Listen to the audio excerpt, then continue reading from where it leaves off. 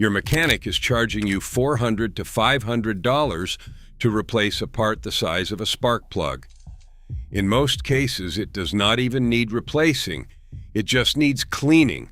I am talking about your oxygen sensor, and there is a method Japanese mechanics have been using for years to restore these sensors to near perfect condition for under $10. No special tools, no dealer visit, no diagnostic fees. And the crazy part, most shops will never tell you about this because a $400 replacement pays their rent. A $10 cleaning does not. Today I am breaking down exactly why this sensor is silently draining your wallet, what the dealerships do not want you to know about it, and the Japanese trick that could save you hundreds. Stick around, because at the end, I am going to reveal the one common mistake that will destroy your sensor permanently. Let's talk about why this tiny sensor has so much power over your car. Your oxygen sensor, also called O2 sensor, sits in your exhaust system. Most modern cars have 2 to 4 of them. The upstream sensors are mounted before the catalytic converter. The downstream ones sit behind it. Every single second your engine is running, these sensors measure how much unburned oxygen is leaving your engine through the exhaust.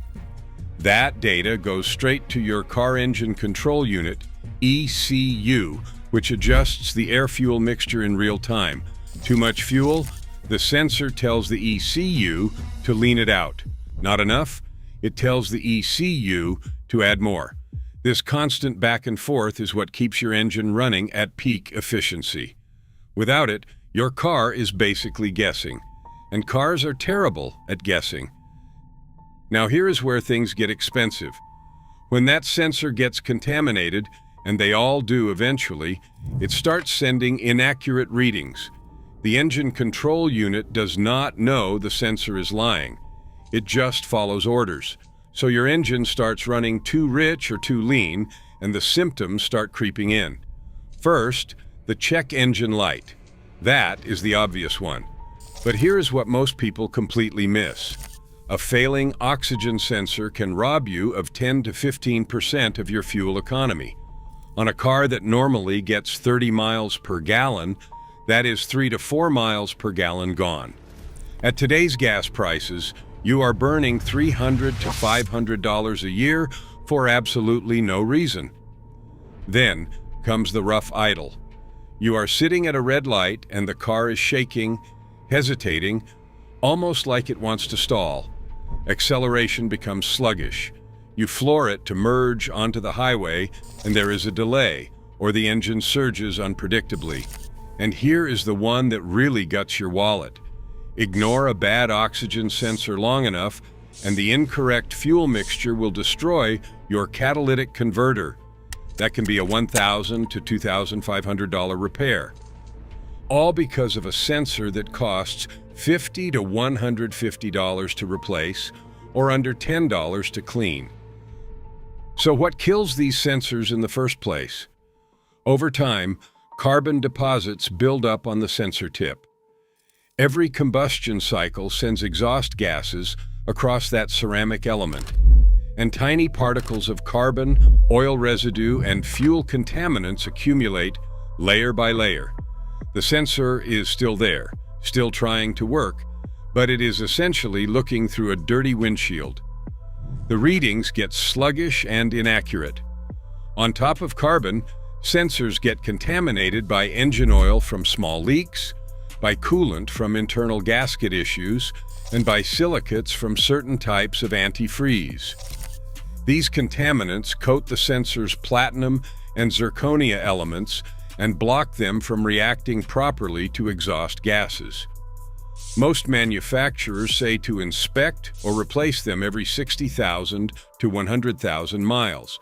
But here's the thing nobody at the dealership mentions.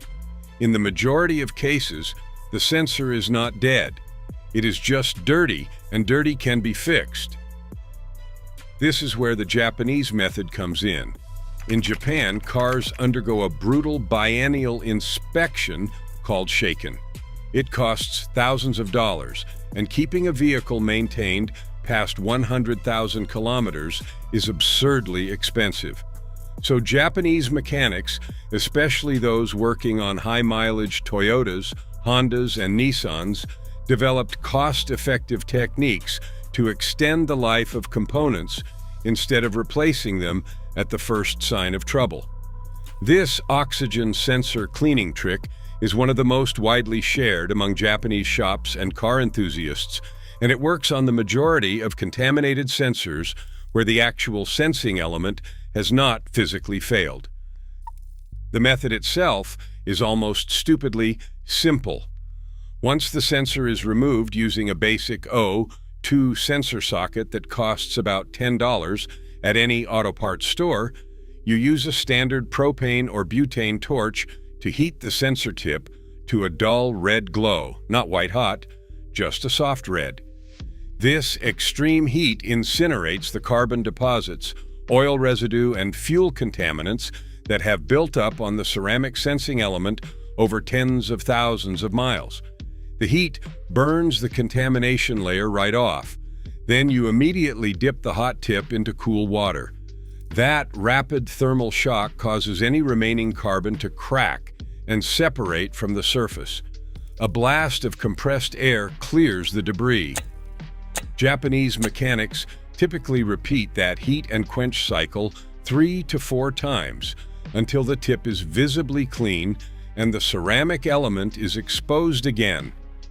Reinstall the sensor, clear the codes with a basic OBD2 scanner, drive for a few days, and if the check engine light does not come back, you just saved yourself $400.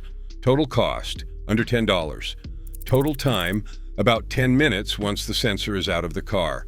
Hey, if this is blowing your mind, hit the like button. It genuinely helps the channel. Now the torch method is the most effective, but it is not the only option. Some mechanics prefer soaking the sensor tip in a non-residue electronic contact cleaner, or a solvent that is safe for oxygen sensors, for about 20 to 30 minutes, then gently scrubbing with a soft nylon brush to lift the deposits. Others swear by white vinegar as an overnight soak for lighter carbon buildup. Vinegar is mildly acidic enough to dissolve surface contaminants without attacking the fragile ceramic underneath. These methods are gentler and work well for sensors that are not heavily caked, but for serious carbon buildup, the torch is king. The heat reaches temperatures that no chemical soak can match, and that is why Japanese mechanics favor it over everything else. Now here is the critical warning I promised you, and please pay attention because this is the mistake that ruins everything. Never, and I mean never, use WD-40, brake cleaner, carb cleaner, or any petroleum-based solvent on your oxygen sensor. These products leave an oily residue that permanently contaminates the sensing element. The sensor reacts to exhaust gases at a molecular level. Any petroleum film on that surface gives false readings and actually makes the problem worse than before you started. You will end up buying a new sensor anyway, plus you have wasted your time and potentially damaged your catalytic converter in the process. This is the #1 reason do-it-yourself oxygen sensor cleaning fails. People grab whatever spray can is sitting on their garage shelf and blast the sensor with it. Brake cleaner feels like it should work. It evaporates fast. It cuts through grime. It is great on literally every other car part. But on an oxygen sensor, it is a death sentence. Stick with the torch method, electronic contact cleaner, or vinegar. Those are your safe options. Everything else is a gamble you will lose. Let me also be straight with you about when cleaning will not save the day. If the sensor's internal heating element has failed, no amount of cleaning fixes that.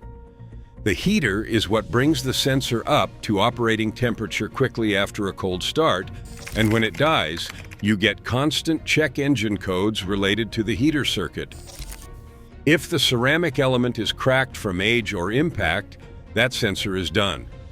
And if coolant has been leaking into the exhaust and saturating the sensor with silicates, the damage may be permanent. In those cases, replacement is the only answer. But here's the reality. The vast majority of O2 sensor issues on vehicles between 60,000 and 120,000 miles are contamination problems, not hardware failures. Cleaning works more often than most mechanics will ever admit.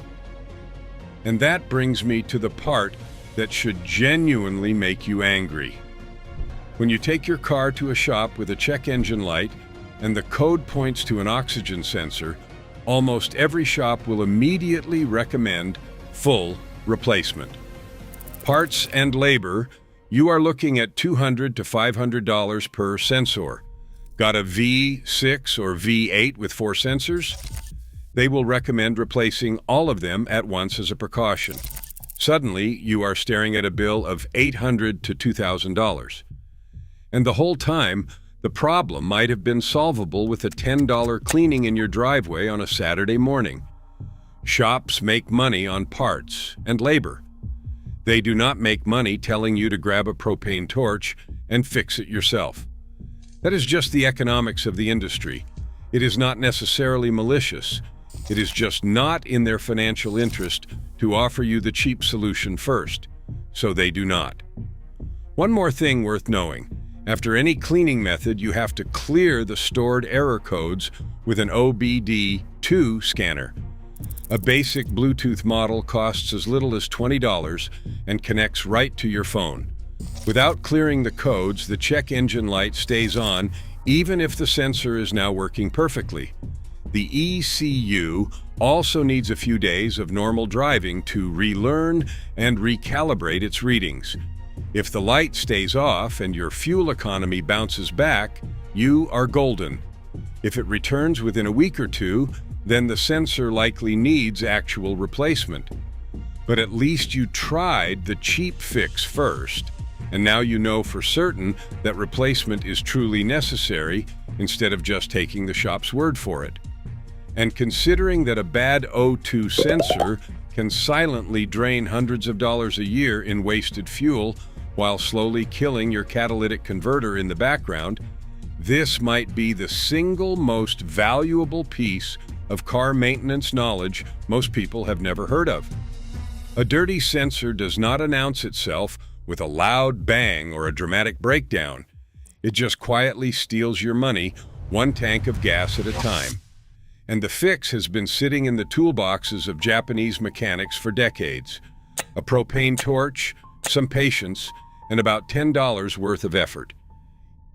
If you found this valuable, smash that like button and subscribe for more money-saving car content. Drop a comment below if you have tried this method before, or if your mechanic ever tried charging you $500 for a sensor replacement. I would love to hear your stories. Thanks for watching. I will see you in the next one.